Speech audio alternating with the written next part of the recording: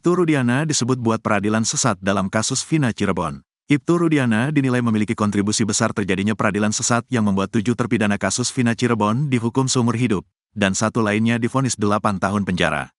Hal ini diungkapkan Edwin Partogi, kuasa hukum terpidana Saka Tatal yang juga mantan Wakil Ketua Lembaga Perlindungan Saksi dan Korban, LPSK.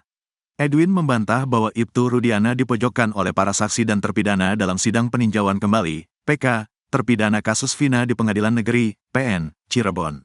Menurutnya, para saksi dan terpidana itu menyampaikan fakta yang sebenarnya terjadi. Faktanya bahwa 8 orang ini menjadi terpidana karena peran besar Ibtu Rudiana.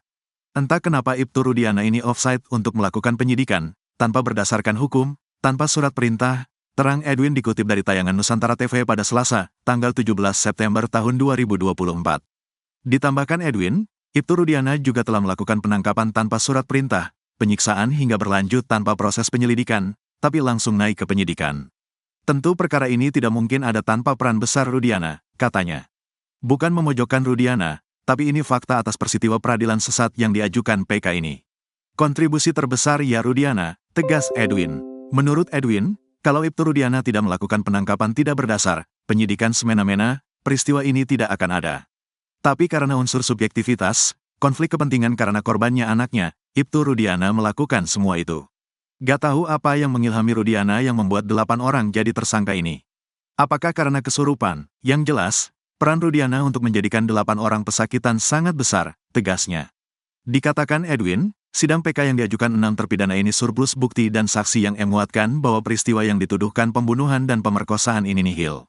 Sidang PK 6 terpidana ini menguatkan PK yang diajukan Saka Tatal sebelumnya. Menggenapkan argumentasi bahwa bukan pembunuhan dan pemerkosaan, tapi kecelakaan yang mengakibatkan Eki dan Vina meninggal dunia, tegasnya. Sebelumnya, peran Ibtu Rudiana dalam penyiksaan para terpidana kasus Vina Cirebon pada 2016 silam diungkap Saka Tatal saat bersaksi untuk sidang PK 6 terpidana. Ternyata, Ibtu Rudiana tak hanya membiarkan anak buahnya menyiksa para terpidana kasus Vina Cirebon secara kejam, tapi juga ikut menyiksa. Hal ini diungkapkan Saka Tatal saat menjadi saksi di sidang peninjauan kembali, PK, terpidana kasus Vina di Pengadilan Negeri, PN, Cirebon pada Kamis, tanggal 12 September tahun 2024. Saka yang kini bebas setelah dihukum 8 tahun penjara di kasus ini, mengaku masih ingat wajah-wajah polisi yang menyiksanya saat dia berusia 15 tahun di tahun 2016 silam. Satu wajah yang tidak pernah dilupakan itu adalah Ibtu Rudiana. Saka mengaku dipukul pakai tangan hingga diinjak badannya oleh ayah Eki tersebut. Berapa kali saya lupa karena banyak yang mukul, bisa dibilang 20 orang lebih. Yakin Rudiana ikut melakukan, kata Saka Tatal. Diungkapkan Saka, penyiksaan itu sudah mulai terjadi saat dia dan 8 temannya yang ditangkap anggota Ibtu Rudiana masuk ke unit narkoba Polres Cirebon Kota.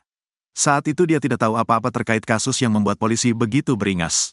Diakui, pemeriksaan para tersangka ini dilakukan secara terpisah. Saat di ruang unit narkoba Polres Cirebon Kota itu, dia disetrum dan diinjak-injak. Alat setrum kotak ada tombolnya seperti charger ponsel yang ditempelkan ke seluruh bagian tubuhnya hingga merasakan kesakitan yang luar biasa. Tak hanya itu, mata Saka bengap karena ditonjok polisi berpakaian seragam. Saya disuruh mengaku, katanya teman-teman kamu udah pada ngaku. Pak, saya salah apa? Saka gak pernah melakukan apapun yang melanggar hukum, ungkap Saka. Saat mau masuk sel, Saka juga dipukul pakai gembok. Dan ketika di dalam sel kepalanya diadu dengan teralis besi. Selama di sel itu Saka mengaku diberi makan, namun nasi yang diberikan itu dilempar ke mukanya sehingga kocar-kacir. Setelah itu, dia disuruh memakannya tanpa menggunakan tangan, tapi pakai mulut langsung mengambil di lantai. Hakim didesak hadirkan Rudiana di sidang PK terpidana kasus Vina. Desakan agar Ibtu Rudiana hadir di sidang peninjauan kembali, PK, terpidana kasus Vina Cirebon semakin keras. Hal ini setelah para terpidana kompak mengaku menerima siksaan dari Ibtu Rudiana dan anak buahnya saat proses penyidikan di Polres Cirebon Kota pada 2016 silam. Dua saksi, Dede Riswanto dan Liga Akbar bahkan mengaku diminta mengikuti skenario Ibtu Rudiana di kasus Vina Cirebon. Bahkan terbaru, tahanan lain yang bersama 8 terpidana kasus Vina juga mengaku melihat penyiksaan yang dilakukan anak buah Ibtu Rudiana. Praktisi hukum, Tony RM mendesak majelis hakim untuk memerintahkan agar Ibtu Rudiana dihadirkan di persidangan. Menurutnya, hal ini sangat penting untuk mencapai keadilan yang sesungguhnya. Hakim bisa mengeluarkan penetapan agar saudara Rudiana dihadirkan di persidangan dan itu tidak melanggar hukum. Baik di KUHP maupun di Undang-Undang Mahkamah Agung, tidak ada larangan atau kewajiban yang menghalangi, ujar Tony saat dimintai keterangan soal adanya pengakuan penyiksaan dari 6 terpidana yang terungkap di sidang PK, Senin, tanggal 16 September tahun 2024. Lebih lanjut, Tony menegaskan bahwa langkah menghadirkan Rudiana di persidangan adalah bagian dari upaya untuk menggali kebenaran yang sebenarnya. Demi menggali kebenaran dan keadilan, majelis hakim harus berani mengeluarkan penetapan agar saudara Rudiana dihadirkan dalam sidang peninjauan kembali ini, ucap kuasa hukum Peggy Setiawan ini. Ia juga menyampaikan harapannya agar keadilan benar-benar ditegakkan dalam kasus ini. Masyarakat Indonesia selama ini menanti keadilan dalam kasus meninggalnya Eki dan Vina. Maka dari itu, langkah menghadirkan Rudiana di persidangan sangat diperlukan demi memenuhi rasa keadilan yang dirasakan oleh masyarakat, jelas praktisi hukum asal Kabupaten Indramayu ini. Sebelumnya, pakar hukum pidana Abdul Fikar Hajar, kehadiran Ibtu Rudiana ini penting karena dia yang notabene adalah ayah korban, justru menjadi penyidik kasus ini. Apalagi ada pengakuan terpidana bahwa dia dianiaya, dipukuli. Menjadi penting dan relevan penyidik-penyidik yang memeriksa pada waktu itu, termasuk Ibtu Rudiana, dihadirkan, sebut Abdul Fikar dikutip dari tayangan Nusantara TV pada Rabu, tanggal 11 September tahun 2024. Abdul Fikar melihat sejak awal kasus ini sudah ada konflik kepentingan, conflict of interest, karena orang tua korban, ayah Eki, sekaligus menjadi penyidiknya. Mestinya kalau dia sadari, dia tidak harus menjadi pemeriksa, seharusnya diserahkan ke orang lain, katanya. Karena Ibtu Rudiana ikut memeriksa tersangka, maka, menurut Fikar, pemeriksaannya itu diragukan karena dia mempunyai kepentingan, yakni anaknya yang ikut menjadi korban. Seharusnya, saat itu Kepala Polres ataupun Polda juga melarang langkah Ibtu Rudiana tersebut. Karena ada konflik kepentingan itulah, Fikar melihat potensi keterangan Ibtu Rudiana menjadi tidak benar atau patut dibatalkan. Selain pemeriksaan, olah tempat kejadian perkara juga dinilai tidak objektif karena dilakukan oleh orang yang memiliki kepentingan.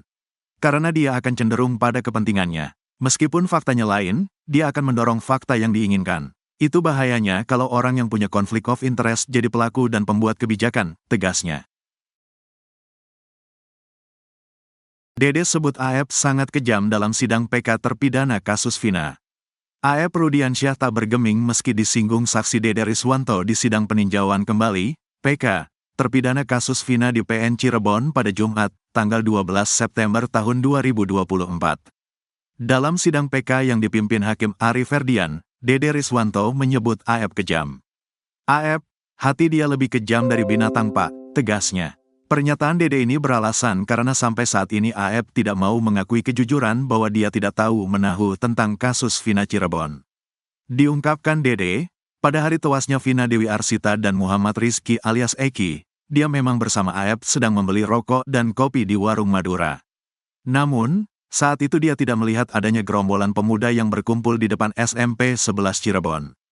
Dia dan AF juga tidak melihat adanya pengejaran dan pelemparan batu yang dilakukan gerombolan pemuda kepada Vina dan Eki yang mengendarai motor di sana. Saya tidak melihat anak-anak nongkrong dan tidak melihat kejar-kejaran dari SMP 11 sampai ke flyover, katanya. Dede mengaku diajak ke Polres Cirebon Kota oleh AF meski tidak tahu apapun dalam kasus Vina. Di sana dia bertemu Ibtu Rudiana dan diarahkan untuk memberikan kesaksian. Dia sempat bertanya ke AF, kenapa harus berbohong? Kata AF dia kesal karena pernah digerebek warga sekitar saat membawa cewek di rumah pada tanggal 25 Agustus tahun 2016. Dede juga mengaku pernah mendapat panggilan sidang, namun oleh Ibtu Rudiana dia dilarang datang. Katanya, udah tenang aja, tidak usah datang, ungkap Dede.